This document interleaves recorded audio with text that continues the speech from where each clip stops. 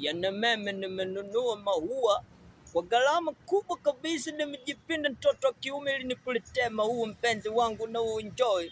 Alafu wewe, yani maua mimi nimekuletea, yani wewe sijui eti nizungumze lugha gani ili uweze kunielewa wewe mtoto. Yani mimi nimekuletea maua kwa ajili ya kuonyesha upendo. Yani taajabu wewe unakuja unashika yale maua. Sipendagi mimi ya hivi kwa kweli. Yani kweli wewe kweli.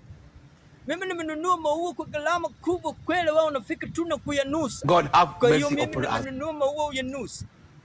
Yani kweli wewe umeniudhi sana mchizi wangu. Na mimi naleta maua kwa ajili ya upendo, alafu wewe nikajua utafurahi, alafu kumbe unakuja ile maua unanusa tu. Kweli mimi nimetoa pesa, alafu wewe unanusa tu maua yangu kweli wewe.